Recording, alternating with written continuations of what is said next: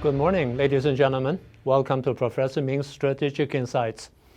In the past few weeks, our discussions have been focusing on one subject.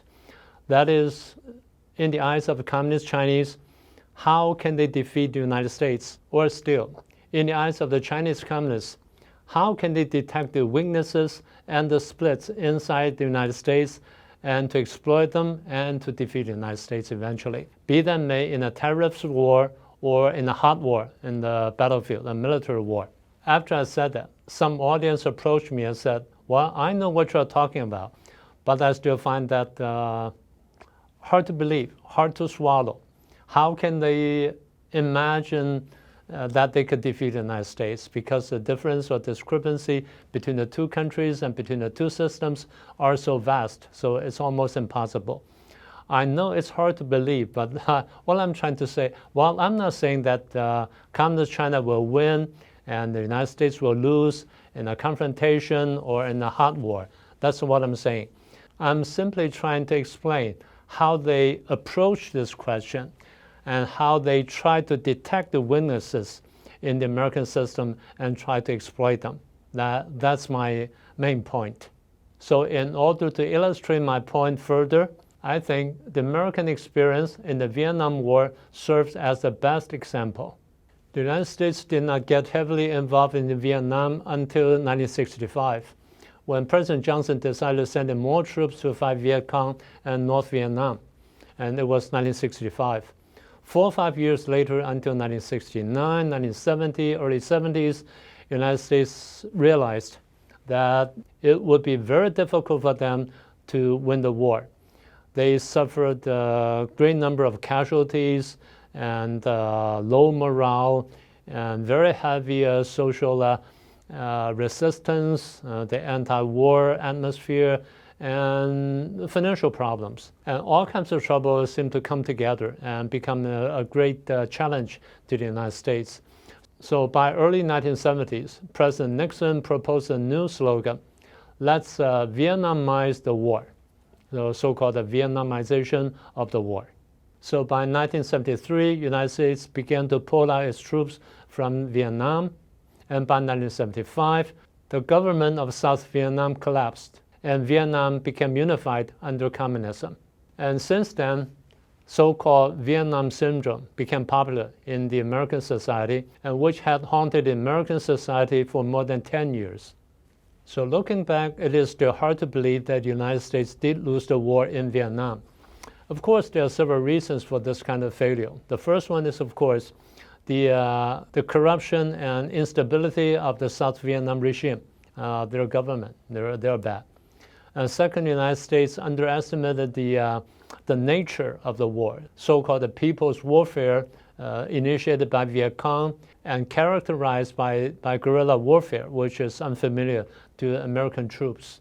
And then thirdly, the United States underestimated the so-called Vietnamese nationalism and their strong sentiment of anti-colonialism after being colonized or being pushed around by foreign countries for so many years.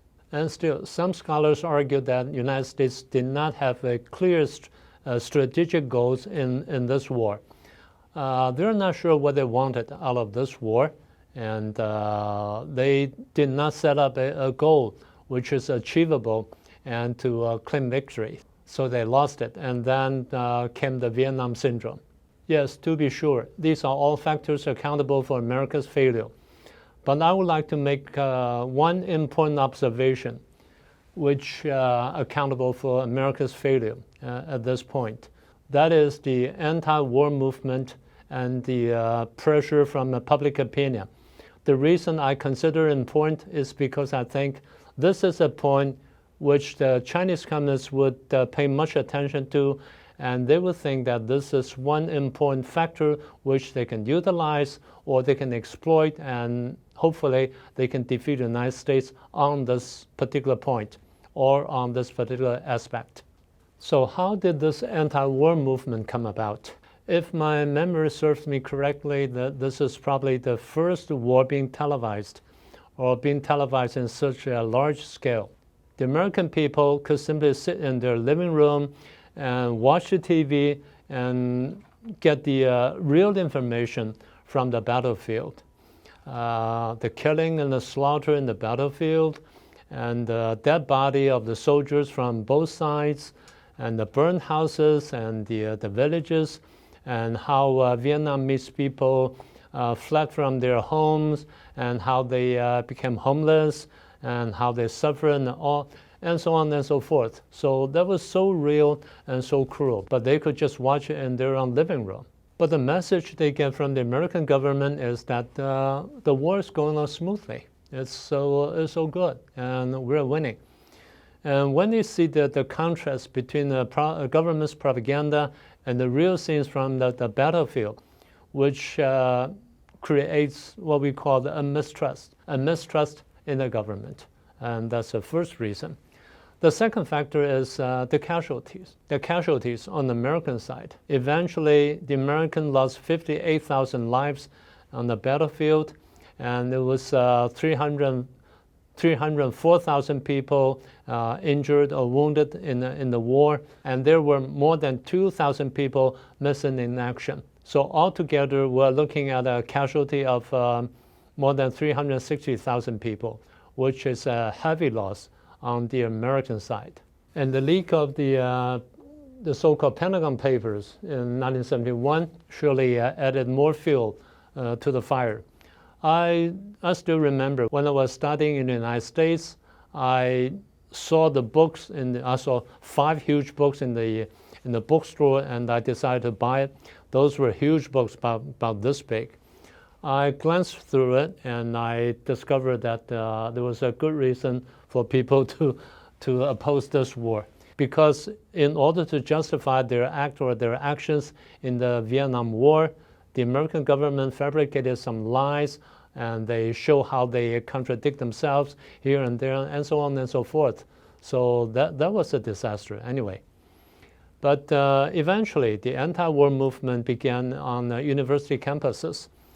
Students from Berkeley, from Harvard, and from many universities, they sat in protests, or they marched on the streets, they burned their draft cars here and there, and they were later joined by reporters, intellectuals, or even some professors. Not to mention the so-called hippies movement, beginning in probably San Francisco, marijuana, LSD, and so on and so forth. And all eventually gathered together become the anti-war movement. Still, another heavy blow came from the circle of artists. Remember the pop singers like John Lennon, Bob Dylan, or even Joan Baez? Their music greatly strengthened the atmosphere of this anti-war movement. And let's not forget about some famous movie stars like Jane Fonda and Marlon Brando, or social activists like Martin Luther King or Daniel Ellsberg.